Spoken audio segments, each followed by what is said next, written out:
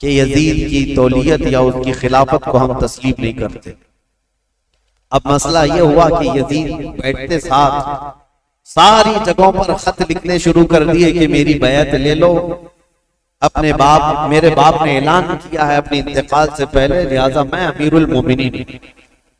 کوفہ میں، بصرہ میں، سب جگہ یزید کی بیعت شروع ہو گئی۔ اب مسئلہ آ جاتا تھا مدینے کا، اور یہ چاروں بڑے صحابہ مدینے میں تھے، تو یزید کو ڈر انہی لوگوں سے تھا کہ یہ چار لوگ اگر منع کر دیے اور انکار کر دیے تو پورے حجاز میں میرا بیڑا غرق ہو جائے، اور ان چاروں میں کوئی ایک بھی کھڑا ہو گیا اپنے خلیفہ ہونے کا اعلان کرتے ہوئے تو آدھی دنیا ان کی طرف مائل ہو جائے گی، اس لیے کہ یہ چاروں بڑی عظمت والے ہیں، ایک صدیق اکبر کا بیٹا، ایک فاروق اعظم کا بیٹا، ایک حیدر کرار کا بیٹا، ایک عبدالزبیر رضی اللہ تعالیٰ عنہ کا بیٹا، تو یہ عشرہ مبشرہ کے بیٹے ہیں اور ان کی نسبتیں بھی بڑی ہیں، اور یزید کہاں، اس کی کون سی نسبت ہے؟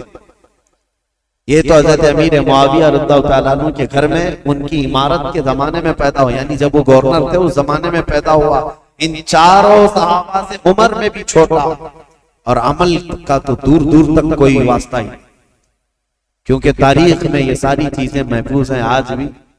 یزید دن رات عیاشی میں مبتلا رہا، کیونکہ اس نے عمارت دیکھی تھی اور مالداری دیکھی تھی، جس کی وجہ سے اس کے فسق و فجور کا سب بعد میں لوگوں کو پتا چلا جب وہ تخت پر بیٹھا، بندروں کو کھلانا، نچانا، کبوتر بازی کرنا، اور باندیوں سے اور غلاموں سے رقص کروانا، یہ ساری چیزیں اس کے ساتھ موجود تھی۔ اب یہ خبریں جب مشہور ہو گئی تو کیا جو رسول اللہ کے صحابہ ہیں ایسے شخص کو امیر تسلیم کر سکتے تھے، جنہوں نے خلفائے راشدین کا زمانہ دیکھا، جو چاروں خلفاء کا زمانہ دیکھے ہوں اور جو خود رسول اللہ کو دیکھے ہوں، تو وہ اس عظیم اسلام کے دامن میں کسی ایسے شخص کو برداشت کر سکتے تھے؟ ہمارا اور تمہارا حال الگ ہے، ہم نے ہر طرح کے امیروں کو دیکھا ہے، ہر طرح کے حاکموں کو دیکھا ہے، چوروں کو بھی دیکھا ہے، ڈاکوؤں کو بھی دیکھا ہے۔ ہمارے سامنے کسی نئے لیڈر کو لا کر اس کی تعریف کر دی جائے تو ہو سکتا ہے پھسل جائیں، کیونکہ بروں کو ہی دیکھتے آئے۔ لیکن وہ چار صحابہ جو مدینے میں ہیں، ان کا حال تو ایسا تھا جنہوں نے رسول اللہ کو دیکھا، جنہوں نے صدیق اکبر کا زمانہ دیکھا اور فاروق اعظم کی عدالت دیکھی ہے، عثمان بن عفان کی سخاوت دیکھی اور حیدر کرار کی شجاعت دیکھی ہے۔ یہ خلفائے راشدین کا سنہرا دور دیکھے ہوئے صحابہ، ان کے سامنے کوئی آ کر کے یہ کہے دن رات عیاشی کرنے والا، باندیوں کو نچوانے والا، اب مسلمانوں کا امیر المومنین بن گیا ہے، خلیفہ وقت ہے، کیسے تسلیم ہو سکتا ہے؟ ہوا یہ کہ اس نے بلا کر مشورہ لیا۔ مدینے میں اس وقت جو گورنر تھے ولید بن عقبہ، ولید بن عقبہ کو اس نے ایک خط لکھا اور کہا یہ جو بڑے لوگ موجود ہیں مدینے میں ان کو بلاؤ، عبد الرحمن بن ابو بکر، عبداللہ بن عمر، کر کے ان کو میری بیعت لے لینا، تم وکیل بن جاؤ۔ ابھی تک حضرت امیر معاویہ کے انتقال کی خبر مدینے نہیں پہنچی تھی، سب جگہ مشہور نہیں ہوئی تھی، تو یزید کا خط آیا ولید بن عقبہ کے ہاتھ۔ ولید بن عقبہ ایک نرم دل آدمی تھا، لیکن پڑھتے ہی خط کو کانپنے لگ گیا، کہا یہ تو بہت بڑا کام ہے میرے سر پر جو ڈالا گیا ہے، یزید کو تو یہ لوگ تسلیم کر ہی نہیں سکتے، کیا کیا جائے؟ تو وہ ظالم مروان جس کی تاریخ ہے آپ نے سنا، حضرت عثمان ابن عفان کی مہر جس نے چرائی تھی، ان کے قتل کا جو سبب بنا تھا، مروان موجود تھا۔ اس سے ولید بن عقبہ نے مشورہ کیا کہ کیا کرنا چاہیے، کہا چاروں کو بلاؤ اور ان کے سامنے یہ مسئلہ رکھو، کہو کہ امیر معاویہ کا انتقال ہوا اور وہ اپنے انتقال سے پہلے اعلان کر کے جا چکے ہیں، ان کا بیٹا خلیفہ ہے، لہذا تمہیں یہ بات ماننی پڑے گی اور بیعت کر لو، اگر وہ یہاں پر نہیں مانتے تو ان کا قتل کر دو۔ مروان نے سیدھے قتل کا مشورہ دیا۔ یہ بڑے صحابہ کے متعلق ولید بن عقبہ نے کہا ہرگز میں اپنے ہاتھ کو ان کے خون سے رنگین نہیں کر سکتا۔ پھر بھی اس نے بلوایا، یہ چاروں صحابہ کو جیسے ہی بلایا گیا، حضرت حسین ابن علی رضی اللہ تعالی اگرچہ مدینے کو خبر نہیں پہنچی تھی حضرت امیر معاویہ کے انتقال کی، لیکن چاروں کو احساس ہو گیا کہ گورنر اگر ہمیں بلا رہا ہے تو یہ ملک شام کی آئی ہوئی کوئی خبر ہے۔ وہ اپنی تیاری سے ہی گئے تھے۔ حضرت امام حسین اپنے چند ساتھیوں کو لے گئے تھے اور کہا میں اندر جا رہا ہوں، اگر آواز بلند ہو جائے تو تم آ جانا اور پھر معاملات طے کیے جائیں گے۔ حضرت حسین، حضرت عبداللہ بن زبیر، عبد الرحمن بن ابو بکر اور حضرت عبداللہ بن عمر، یہ چاروں دارالحکومت میں آئے، گورنر ہاؤس میں، اور اس وقت ولید بن عقبہ موجود تھا اور مروان بھی موجود تھا۔ اس نے خط پڑھ کر کے سنایا یزید کا خط آیا ہے اور وہ خلافت کا حقدار تھا، اس لیے امیر معاویہ نے اس کے خلیفہ ہونے کا اعلان کر دیا، لہذا میں اس کا وکیل ہوں، یزید امیر المومنین کی طرف سے میں تم سے بیعت لیتا ہوں۔ حضرت عبد الرحمن بن ابو بکر وہ موجود تھے، اور یہ دونوں صحابہ عبداللہ بن زبیر، عبداللہ بن عمر، یہ کھڑے ہو گئے، کہا ہمیں ایک دن کی مہلت دے دو، ایک دن کی مہلت دے دو۔ وہ نکلے، حضرت امام حسین کو اس نے پکڑ لیا، کہا کیونکہ اسے پتا تھا کہ اب یہاں مضبوط خلافت کا کوئی دعوے دار ہے تو حضرت علی کے بیٹے ہو سکتے ہیں، کیونکہ ان کی طرف پوری دنیا مائل تھی۔ حضرت امام حسین سے پوچھا تو حضرت امام حسین نے کہا سب سے پہلی بات تو یہ ہے کہ ہم جیسوں کو یہ زیب نہیں دیتا کہ یزید جیسا شخص خلافت کے تخت پر بیٹھ جائے، ہمیں یہ زیب نہیں دیتا کہ ایسی کوئی خبر بھی ہم سنیں، کیونکہ یہ تخت خلافت کسی بادشاہ کا نہیں، یہ رسول اللہ کی نیابت کا ہے۔ رسول کریم صلی اللہ تعالی علیہ وسلم کی سنتیں جس کے اندر نہیں، وہ ان کی نیابت کیا کر سکتا ہے؟ تو ولید بن عقبہ نے کہا معاملہ گرم ہو جائے گا، حسین تو تیار نہیں۔ پھر کہا نہیں، آپ کو تو بیعت کرنا ہوگا۔ حضرت امام حسین نے کہا میں اس طرح چھپ کر بیعت کرنے والا نہیں، جب سارے مدینے والے سب لوگ بیعت کریں گے تب میں بھی علل اعلان آؤں گا، سب کے ساتھ آؤں گا، آج مجھے جانے دو۔ ولید بن عقبہ نے ان کو بھی جانے دیا، ٹھیک ہے۔ جیسے ہی یہ گئے، مروان بن حکم کھڑا ہوا اور کہا ولید بن عقبہ کو، کہا کہ تو نے بہت بڑا موقع گنوا لیا، آج ان کو قتل کر دینے کا سب سے بہترین موقع تھا، تو گنوا لیا، اور تو آج ان سے بیعت نہیں لے سکا۔ مروان کہہ رہا ہے دیکھ لینا زندگی بھر اب تجھے حسین سے بیعت کبھی نہیں مل سکی، ایک بار وہ یہاں سے جا چکے ہیں، حسین کبھی بھی بیعت نہیں کر سکتے، تیرے لیے اچھا موقع تھا۔ ولید بن عقبہ نے کہا میرے لیے ساری دنیا آ جائے لیکن میں حسین کے خون سے اپنا ہاتھ رنگین نہیں کر سکتا، اس لیے کہ وہ رسول اللہ کی قرابت دار نواز ہیں۔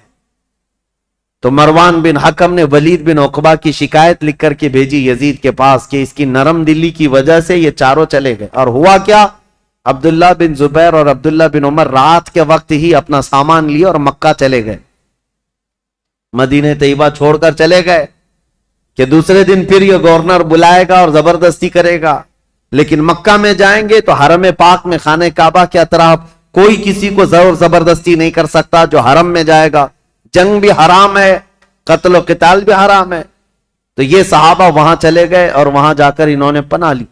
اب امام حسین مدینہ میں تھے، دوسرا دن آیا تو پھر دوسرے دن پھر اس نے بلایا ولید بن عقبہ نے، کیا ہو؟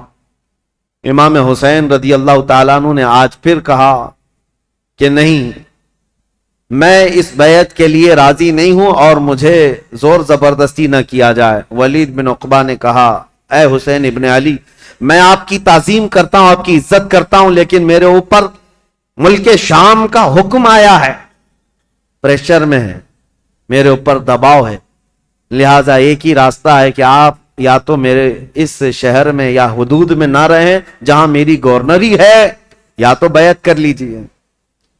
امام حسین نے کہا میں شہر تو چھوڑ دوں گا لیکن بیعت نہیں کروں گا۔ اور کون سے شہر چھوڑنے کی بات؟ مدینۃ الرسول۔ امام حسین اپنے خاندان والوں کو آ کر بتاتے ہیں، اور امام حسین نے اہل بیت کے گھرانے میں یہ بات بتائی کہ آج ہمارے لیے ایسی حالت آ گئی ہے، مدینے میں رہنا ہے تو ہمیں اس کی بیعت قبول کرنا ہوگا اور اس کو امیر المومنین تسلیم کرنا ہوگا، یا تو پھر مدینے سے باہر نکل کر، جیسے میرے دو بھائی مکہ چلے گئے، عبداللہ بن زبیر اور عبداللہ بن عمر، اسی طرح مجھے بھی مکہ حرم کعبہ میں جانا ہوگا۔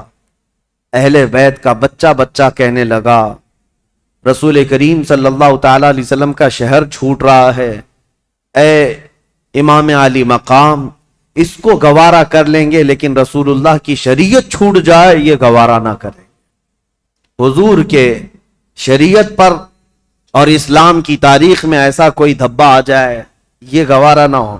میں آپ کو بتاتا ہوں یہ مسئلہ کتنا اہم تھا، ظالموں کو پتہ نہیں، جو اوپر کی تاریخ پڑھتے ہیں اور بک بک کر کے ٹی وی میں چلے جاتے ہیں کہ امام حسین نے خواہ مخواہ اپنے بچوں کو جھونک دیا کربلا کے میدان میں، اور یہ سیاسی جنگ تھی نعوذ باللہ۔ اور بعض یہ کہتے ہیں کہ خروج کیا، خروج کا مطلب ہوتا ہے بغاوت کیا۔ جب ایک امیر المومنین ہو گیا تھا، خلیفہ وقت ہو گیا تھا، تو امام حسین بغاوت کر کے کیوں گئے؟ اس طرح کے جو اعتراضات کرتے ہیں ان ظالم ناعاقبت اندیشوں کو خبر تک نہیں ہے تاریخ کی سچائیاں، انہیں معلوم بھی نہیں ہے۔ یہ ہو سکتا ہے یزید کی ذریت کے لوگ ہوں یا یزید کے مشاغل اور اس کے کاموں سے اتفاق رکھتے ہوں، اسی لیے اس کو آج بھی رضی اللہ عنہ لکھتے ہیں۔ آج بھی ایسی قوم موجود ہے، ایک طرف رسول اللہ کا پورا گھرانہ ہے۔ کیا امام حسین جن کو رسول کریم صلی اللہ تعالی علیہ وسلم نے اپنی گود میں رکھ کر پالا ہو، بلکہ سیدنا ابو ہریرہ سے روایت ہے کہ حضور صلی اللہ تعالی علیہ وسلم امام حسین کا لعاب پاک، امام حسین کا لعاب تھوک خود حضور صلی اللہ علیہ وسلم اس طرح چوستے تھے۔ حدیث کے الفاظ ہیں کہ یمتص رسول اللہ صلی اللہ تعالی علیہ وسلم لعاب الحسین کما یمتص التمر، حسین کا لعاب رسول اللہ ایسے چوستے جیسے کوئی کھجور چوس رہا ہو۔ جس کے حلق میں نبی کریم صلی اللہ تعالی علیہ وسلم کا لعاب پاک گیا ہو، کیا وہ ناحق فیصلہ کرے گا؟ کیا وہ زور زبردستی رسول اللہ کے خاندان کو جنگ کے میدان میں جھونک دے گا؟ بات اتنی تھی کہ امام حسین کی نگاہیں بہت دور تک دیکھ رہی تھی، آج تک دیکھ رہی تھی۔ اسی لیے کسی شاعر نے کہا ہے کہ نہ پوچھ وقت ان بے زبان کتابوں سے، نہ پوچھ وقت ان بے زبان کتابوں سے، جب اذان ہوتی ہے تو سمجھ حسین زندہ ہے۔ ان اذانوں کو زندہ رکھنے میں اور اماموں کو زندہ رکھنے میں حسین کا نام ہے۔ حسین کی نگاہ، حسین ابن علی رضی اللہ تعالیٰ عنہ کی نگاہ یہاں تک دیکھ رہی تھی۔ مسئلہ اتنا نہیں تھا خلافت کا، بلکہ میں تو کہتا ہوں ہر آدمی کے پاس جب یہ آپشن رکھ دیے جائیں کہ آپ کے بچے محل میں رہیں گے، آپ کا فیوچر حسین ہے، وزارت ملے گی، سب کون چھوڑتا ہے؟ اگر امام حسین مان لیتے، جانتے ہو یزید کتنی خاطر مدارات کرتا، امام حسین کے لیے بہت بڑا مقام رکھتا، ان کے لیے نذرانے، وظیفے اور ان کے گھرانے کے لیے شاہانہ انداز میں سارے انتظامات رکھتا، کیونکہ جس سے خطرہ تھا جب وہ اس کے مطیع و فرمان بردار ہو جاتے تو حسین ابن علی رضی اللہ تعالیٰ عنہ کے لیے یزید خزانے کھول دیتا، اور یہ امام حسین کو معلوم تھا کہ میرے مان لینے سے یزید تو میرے لیے خزانے کھول دے گا۔ لیکن امام حسین کی نگاہیں بہت دور تک دیکھ رہی تھی، آج تک کے لیے دیکھ رہی تھی۔ آج میں آپ سے پوچھتا ہوں میرے عزیز، یہ مسلح امامت ہے، نماز پڑھنے والے جیسے بھی ہوں، مقتدی ہزار قسم کے آتے ہیں، کوئی داڑھی چلا، کوئی ٹوپی کے بغیر، کوئی پتہ نہیں کیا کیا چیزیں کیا ہوا، سب آتے ہیں، ان کو کوئی نہیں پوچھتا۔ لیکن امامت کے مصلے پر جو کھڑا ہے اس کے اوپر سے نیچے تک ساری چیزیں دیکھتی ہے آج بھی قوم۔ اگر کوئی شخص چوری میں مشہور ہو جائے تو میں آپ سے کہتا ہوں کیا چور کو آپ اپنا امام بنا لیں گے مسجد کا؟ کسی کا زنا مشہور ہو جائے تو کیا آپ اس کو امام بنا لیں گے؟ نہیں، آپ یہ کہیں گے میں جیسا تیسا ہوں لیکن امام نہیں۔ امام ایسا نہیں، چور، ڈاکو اور لٹیرا ہم امام نہیں بناتے۔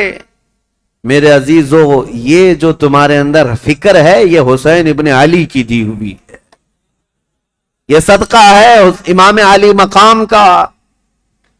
احسان ہے ان کا پوری دنیا میں، انہوں نے یہ چھاپ چھوڑی ہے کہ ہم آج مسجد کے اس مصلی کے لیے بھی پرہیزگار ڈھونڈتے ہیں اور شریعت کا پابند ڈھونڈتے ہیں۔ اگر امام حسین اس وقت یہ کر جاتے، یزید کے ہاتھ میں دے کر بیعت کر لیتے، تو آج کوئی بھی اس بات کو دلیل بنا لیتا، میاں آپ فلاں امام پر اعتراض کر رہے ہیں، رسول اللہ کے نواسے نے امام مان لیا تھا شرابی کو، تو ہم کیوں نہیں امام بنا سکتے؟ ہر ایک کے لیے دلیل بن جاتی۔ اسی لیے میرے عزیزو، خالی وہ وقتی جنگ نہیں تھی، قیامت تک کے لیے فیصلہ تھا، قیامت تک کے لیے دلیل بننے والا تھا ان کا عمل۔ اسی لیے امام حسین کو بہت بڑا فیصلہ لینا پڑا، بہت بڑا فیصلہ لینا پڑا۔ اگر میرے نکلنے سے صرف میرے گھر کا ہی مسئلہ تھا تو یہ الگ بات ہے، لیکن میرے نکلنے سے آنے والی نسلوں کے لیے بھی ہے تو مجھے 1000 بار سوچنا پڑے گا۔ امام حسین کے سامنے یہ چیلنج تھا کہ وہ رسول اللہ کے نواسے، جن کے لیے میرے آقا نے یہ فرمایا حسین منی وانا من الحسین، حسین مجھ سے ہیں اور میں حسین سے ہوں، اس کا مطلب یہ ہے رسول اللہ کی شریعت حسین سے ہے، رسول اللہ کا دین حسین سے ہے۔ تو جب امام حسین سے پورا دین وابستہ ہے تو پھر امام حسین کو بہت سوچ کر کے قدم اٹھانا تھا۔ ظالموں، خالی صرف اتنا بک بک کہہ دینا کہ وہ خواہ اپنے خاندان کو میدان جنگ میں جھونک دیے اور سیاسی جنگ تھی یا بغاوت کیا، اپنی آخرت خراب کرتے ہو، اپنی آخرت برباد کرتے ہو، تمہیں خبر بھی نہیں ہے۔ تمہارے ساتھ اگر ایسے معاملات آ جائیں تب پتا چلے گا، دین کی تھوڑی بہت بھی سوجھ بوجھ رکھتے ہو تو ایسی حرکت کبھی نہیں کر سکتے۔ اب امام حسین گھر والوں کو آ کر بتاتے ہیں، گھر والے تیار ہوئے، ٹھیک ہے مدینہ رسول چھوڑ کر جائیں گے۔ اور وہ رات بھی آ گئی جب رسول اللہ کا یہ عظیم نواسہ مدینے سے رخصت ہو رہا ہے، جہاں ان کی پیدائش ہوئی۔ 4 ہجری شعبان المعظم کا مہینہ تھا جب امام حسین مدینے میں پیدا ہوئے تھے۔ اس دن رسول کریم صلی اللہ تعالی علیہ وسلم کو اتنی خوشی ہوئی تھی۔ اور پتہ ہے آپ کی ولادت سے پہلے حضور کی چچی ام الفضل، حضرت عباس کی بیوی حضرت ام الفضل، یہ آئی تھی خواب دیکھ کر کے، ڈر کر کے آئی اور کہا یا رسول اللہ صلی اللہ علیہ وسلم میں بہت ہی عجیب خواب دیکھ کر کے آئی ہوں، مجھے ڈر ہے۔ کہا کیا دیکھی ہو؟ کہا بیان کرنے سے مجھے ڈر لگتا ہے۔ کہا بتائیں تو صحیح خواب کیا ہے؟ تو چچی ام الفضل نے کہا تھا میں نے کل خواب میں دیکھا آپ کے جسم کا ایک ٹکڑا کٹ گیا اور میری گود میں گرا ہے۔ حضور نے فرمایا گھبرانے کی ضرورت نہیں، فاطمہ کے گھر بیٹا پیدا ہوگا اور وہ پرورش کے لیے تمہاری گود میں ڈالا جائے گا، اور فاطمہ کا بیٹا میرے جسم کا ٹکڑا ہے۔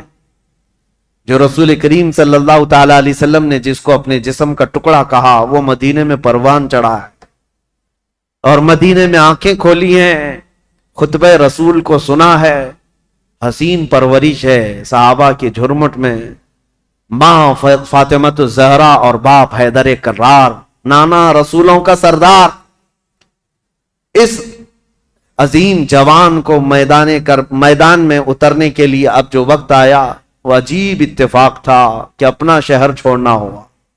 امام حسین کہتے ہیں میرے نانا نے یہ فرمایا تھا کہ ہر نبی اس جگہ دفن ہوتا ہے جو جگہ اسے سب سے زیادہ محبوب ہوتی، لہذا سید الانبیاء جہاں دفن ہے تو مدینہ ان کو سب سے زیادہ محبوب ہے۔ لیکن عجیب اتفاق ہے اے حسین، رسول کا جو سب سے محبوب علاقہ ہے وہ مجھ سے چھوٹا چلا جا رہا ہے۔ امام حسین اپنے خاندان کو لے کر حضور صلی اللہ علیہ وسلم کے روضے پر آئے اور آتے ساتھ رو پڑے، کہا نانا جان یہ وہی شہر ہے جہاں میں آپ کے کندھوں کی سواری کرتا تھا، یہاں کے در و دیوار گواہ ہیں اور یہاں موجود لوگ بھی گواہ ہیں کہ آپ سے جو میری محبت تھی یا مجھ سے جو آپ کی محبت تھی اس کے قصے مشہور ہیں۔ لیکن آج میں مدینے سے رخصت ہو رہا ہوں، اس لیے نہیں کہ مجھے کوئی جائیداد بنانی ہے، صرف اس لیے کہ آپ کے دین پر کوئی آنچ آنے نہ پائے۔ امام حسین حضور اکرم صلی اللہ تعالی علیہ وسلم کے روضہ اطہر سے اجازت لیتے ہوئے نکلے تھے، مدینے والے کہتے ہیں وہ عجیب سما تھا کہ مدینے والے دیکھتے رہ گئے. اہل بیت کا قافلہ جب نکل رہا تھا، اس میں حضرت امام حسین کے بھتیجے، بیٹے، بیٹیاں، بہن اور کئی لوگ شامل تھے. یہ قافلہ بعد میں بڑھتا چلا گیا، لیکن مدینے سے نکلنے والے قافلے میں اتنے تھے. اور پھر امام حسین اپنی والدہ ماجدہ سیدہ کائنات فاطمۃ الزہرا کی قبر کے پاس آئے اور بے اختیار رو پڑے. اپنی ماں کو آخری مرتبہ سلام کہہ رہے تھے. مدینے والے کہتے ہیں کہ حسین کا جانا ہم نے دیکھا تھا، حسین واپس مدینے کبھی نہ آئے. اور مدینے والے روکتے رہے کہ ہم آپ کی بیعت بھی کریں گے اور آپ کی حمایت بھی کریں گے، آپ مدینے سے نہ جائیں. کئی لوگ آپ کے جبے کو تھام کر پکڑے ہوئے تھے. کہا ہم آپ کو چلتا پھرتا دیکھتے ہیں تو رسول اللہ کی یاد آتی، ہم آپ کو یہاں محسوس کرتے ہیں تو ہمیں نبی پاک کی خوشبوئیں محسوس ہوتی ہیں. آپ اگر مدینہ خالی کر کے جائیں تو ہمیں بتائیں رسول اللہ کے گھر میں اب بچا کون؟ آپ کے بھائی شہید ہو چکے، امام حسن، آپ کے باپ بھی نہیں ہیں. رسول اللہ کے گھر کی ایک نشانی آپ ہیں اور آپ جا رہے ہیں اور اپنی اولاد کو بھی لے جا رہے ہیں. کیا مدینہ رسول اللہ کے گھر سے خالی ہو جائے گا؟ اگر رسول اللہ کا گھر یہاں نہیں ہے تو پھر کس کا گھر رہے گا؟ مدینے والوں کی وہاں پر جو بہتابی تھی، آہو فغاں تھے، یہاں تک کہ وہ لوگ لڑنے کو تیار ہوئے اور تلواریں نکال چکے تھے. کہا حسین ابن علی ہماری تلواریں ہیں، آپ کے ساتھ ہیں، اللہ کا واسطہ دیتے ہیں آپ نہ جائیں. امام حسین نے ایک ہی جملہ کہا، میں رہ تو جاؤں گا تمہاری باتوں پر، لیکن کل کو جو عیاش لڑکا بیٹھا ہوا ہے تخت خلافت پر، یعنی یزید، یہ مقابلے کے لیے مدینہ بھی فوج بھیج دے گا اور حرم رسول کو میں مسلمانوں کے خون سے رنگین نہیں کر سکتا. نبی پاک کا شہر میری وجہ سے خون آلود ہو جائے، مجھے یہ گوارا نہیں. میں میرے نبی پاک کے شہر کا حد درجہ احترام کرتا ہوں، مجھے جانے دو. یہ قافلہ مدینے والوں کی آنکھوں سے اوجھل ہو گیا. مدینے والے کہتے ہیں راتوں کی نیند غائب ہو گئی، ہمارا چین و سکون غرق ہو گیا.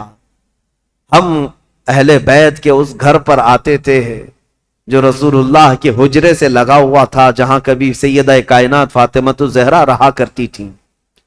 حضرت فاطمہ کا وہ مکان جو آج رسول اللہ کی جالیوں کے اندر آ گیا ہے. اہل مدینہ کہتے ہیں اس گھر کے اطراف ہم گھومتے تھے، اس لیے کہ ہمیں پتہ ہے اس گھر کی تاریخ کہ حضور اگر اس گھر کے اندر بیٹھے ہوتے اور قرآن اترنا ہوتا تو جبرائیل دروازے پر کھڑے ہو کر پہلے اجازت لیتے پھر گھر میں آتے تھے. دوسری جگہوں پر جبرائیل امین براہ راست حضور پر وحی لے کر آتے تھے، آیتیں لے کر آتے، لیکن جب فاطمۃ الزہرا کے گھر میں حضور ہوتے تھے تو جبرائیل اجازت لے کر آتے تھے. اہل مدینہ کہتے ہیں وہ گھر خالی ہو چکا تھا، اس گھر کے اندر اب کوئی نہیں تھا. اہل بیت نبوت کا یہ گھرانہ، رسول اللہ کا یہ خاندان سب چل پڑا تھا. مدینے والے کہتے بھی تھے کہ کیسا وقت آ گیا کہ آج نبی پاک نے جس مدینے کو عظمت کا بلند مقام دے دیا، اس مدینے میں ان کے ہی گھر کے لوگ رہنے کے لیے آج پریشان کیے جا رہے ہیں، ستائے جا رہے ہیں اور یہاں سے ہجرت کرنے پر مجبور کیے گئے. امام حسین ابن علی رضی اللہ تعالیٰ اپنے خاندان سمیت نکل کر کے مکہ مکرمہ پہنچے. شعبان المعظم کا مہینہ تھا، تقریباً 4 تاریخ تھی جو حضرت امام حسین کی پیدائش کی تاریخ. جب تقریباً 4 شعبان کی تاریخ 4 شعبان کو مکہ مکرمہ میں داخل ہوئے، مکہ والوں نے شاندار استقبال کیا. عبداللہ بن زبیر بھی وہاں تھے، عبداللہ بن عمر بھی وہاں تھے. انہوں نے کہا حسین ابن علی آپ آ گئے مدینے سے سلامتی کے ساتھ، اہلاً و سہلاً مرحبا، آپ کے لیے مبارکبادی ہو. ولید بن عقبہ سے، مروان بن حکم سے، یزید سے آپ نے جان بچا لی، اب امن و امان میں آپ رہیں.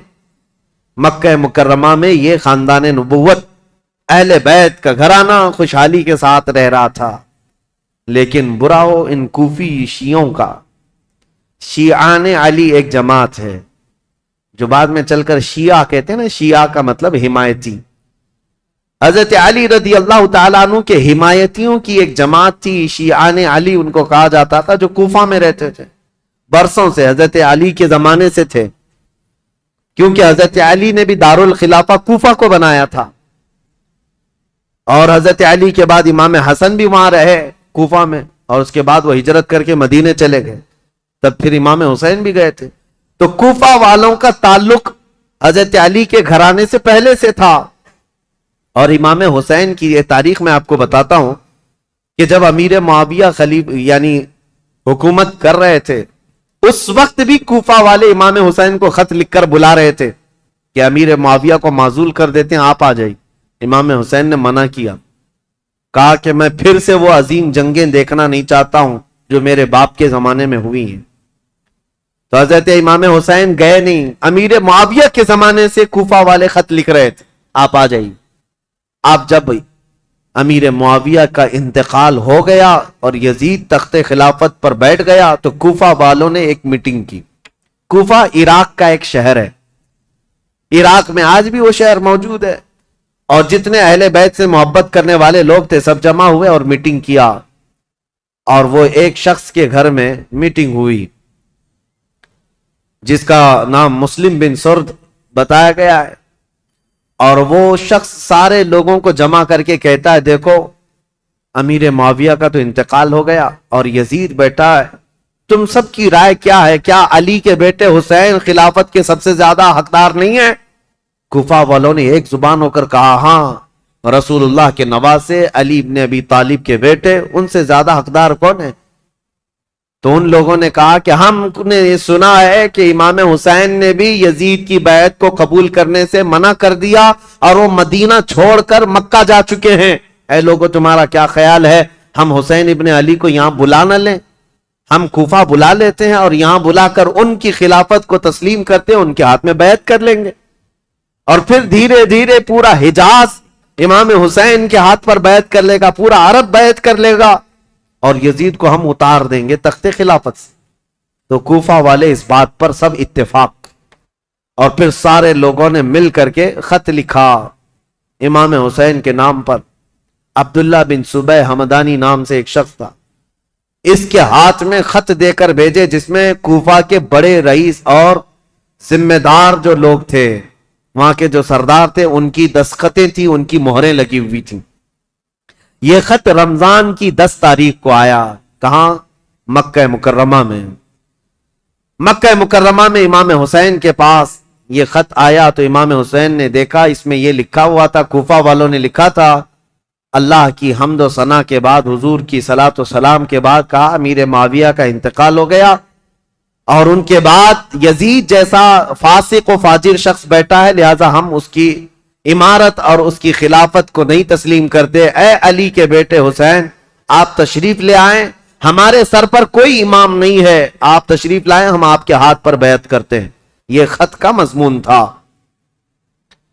امام حسین رضی اللہ تعالیٰ عنہ نے یہ حرم کعبہ میں اس خط کو پڑھا، اس کے بعد لوگوں سے پوچھا. اب سنیے، کوئی ایک شخص نے بھی اس بات پر رضامندی کا اظہار نہیں کیا. جو بڑے صحابہ تھے انہوں نے کہا کوفہ والوں کی بات پر کبھی یقین نہیں کیا جا سکتا، یہ غدار لوگ ہیں، دھوکہ دے دیتے ہیں، یہ غدار لوگ ہیں، دھوکہ دیتے ہیں. آپ کے باپ کو بھی کوفہ میں شہید کیا گیا، آپ کے بھائی کو بھی شہید کیا گیا ہے، اب آپ وہاں کیوں جانا چاہتے ہیں؟ مت جائیں، مکہ آپ کے لیے امن و امان کے ساتھ. حضرت امام حسین نے ان خطوط کو نظر انداز کر دیا.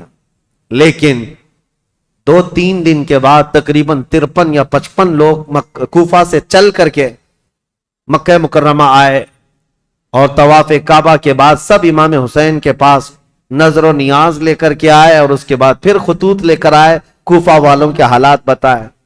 امام حسین نے دوبارہ صحابہ سے مشورہ کیا کہ کیا کرنا چاہیے. تب پھر صحابہ نے وہی بات کی، کوفہ والے غدار قسم کے لوگ ہیں، طبیعت کے اندر ان کے استقامت نہیں، کسی ایک بات پر جمتے نہیں ہیں، آپ مت جائیں. دوسری مرتبہ بھی امام حسین صبر کر کے رہ گئے. رمضان کا مہینہ ختم ہونے کو آیا، تقریباً خطوط کا سلسلہ جاری رہا، اتنے کہ 10,000 کے قریب لوگوں نے امام حسین کو دعوت دی اور اخیر میں یہ دعوت دی کہ اے حسین ابن علی، کل قیامت کے دن اگر اللہ تعالی ہم سے یہ سوال کر لے کہ فاسق و فاجر معاویہ کے بیٹے سے تم نے بیعت کیسے کی، اس کو امیر کیسے بنایا، تو ہم اللہ کی بارگاہ میں قیامت میں یہ جواب دیں گے کہ اے رب العالمین، ہم نے تو رسول اللہ کے نواسے کو بلایا تھا مگر انہوں نے انکار کیا تو ہمارے پاس کوئی چارہ نہیں تھا، اس لیے ہم نے یزید کی بیعت کر لی۔ یہ تو ایموشنل بلیک میلنگ ہے۔ بہت سارے لوگ آج ہمیں یوں بولتے ہیں پروگرام کی تاریخ دے دیجئے نہیں تو پورا علاقہ دیوبندی ہو جائے، پروگرام کی تاریخ دے دیجئے نہیں تو یہاں ایسا ہو جائے۔ میرے عزیزو، تمہارے ذمے بھی تو کچھ ہے، تمہارے ذمے بھی تو کوئی چیزیں ہیں۔ امام حسین نے اس خط کو پڑھنے کے بعد پھر سارے لوگوں سے مشورہ کیا اور اس کے بعد کہا اب میرے لیے اتمام حجت کرنی ہوگی، یعنی مجھے تو جانا ہی ہوگا کیونکہ انہوں نے قیامت کا واسطہ دے دیا ہے۔ تو 1000 لوگوں نے مکہ مکرمہ میں آپ کو روکنے کی کوشش کی، آپ نہ رکے، حتیٰ کہ ذی الحجہ کا مہینہ ہے، حج کے لیے سارے قافلے مکہ آ رہے ہیں، مکہ مکرمہ آ رہے ہیں، اور امام حسین یہاں سے نکلنے پر تلے ہوئے ہیں۔ لیکن اس سے پہلے امام حسین رمضان سے لے کر ذی الحجہ تک یہ بحث مباحثہ ہوتا رہا، اور عام بات نہیں ہے، عام بحث و مباحثہ نہیں ہے۔ عبداللہ بن زبیر جو صحابی ہیں نا، امام حسین کی جماعت کے ساتھ لڑنے کو بھی آ گئے تھے۔ یہ محبت کی لڑائی ہے، دشمنی کی نہیں، کہ میں تمہیں مکہ سے باہر جانے نہیں دوں گا، اس کے لیے وہ تلوار نکال کر کھڑے ہو گئے تھے۔ یہ بھی لڑائی قریب تھی، مکہ کی مکرمہ سے نہ جانے دیں گے، کیونکہ عبداللہ بن زبیر جانتے تھے کہ کوفہ والے ان کا کیا کریں گے۔ تو پھر امام حسین رمضان کے بعد بھی رک گئے۔ جب امام حسین اصرار کرنے لگے بار بار تو چند صحابہ آئے اور ان سے مشورتاً یہ کہا کہ اگر آپ کو جانا ہی ہے اور کوفہ والوں کے بارے میں آپ یہ کہہ رہے ہیں کہ یہ 1000 لوگ بیعت قبول کرنے کو تیار ہیں، تو آپ نہ جاتے ہوئے پہلے اپنے خاندان کے کسی معتمد شخص کو وکیل بنا کر بھیجیں، اور وہ جا کر کے براہ راست حالات دیکھے گا اور وہ خبر دے گا، تب آپ جائیے، ان کے خطوں کے بھروسے پر مت جائیے، ان کے خط اور ان کے بولیوں پر مت جائیے۔ تو امام حسین نے اس مشورے کو تسلیم کر لیا۔ پھر اپنے بھائی مسلم بن عقیل کو، چچیرے بھائی تھے، حضرت امام مسلم بن عقیل جو ہیں یہ حضرت امام حسین کے چچیرے بھائی، حضرت عقیل حضرت علی کے سگے بھائی۔ تو مسلم بن عقیل سے آپ بڑی محبت رکھتے تھے اور معتمد بھی تھے امام حسین کے، بلایا اور کہا کہ بھائی تم جاؤ کوفہ اور میری جانب سے وہاں لوگوں سے بیعت لے لینا وکیل بن کر، اور حالات دیکھ کر کے مجھے خبر کر دینا۔ یہ تاریخ ہے۔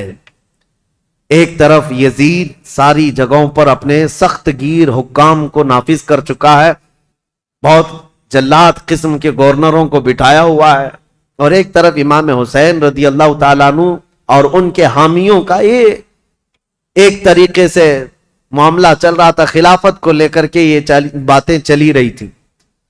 تو حضرت امام حسین نے جب اپنے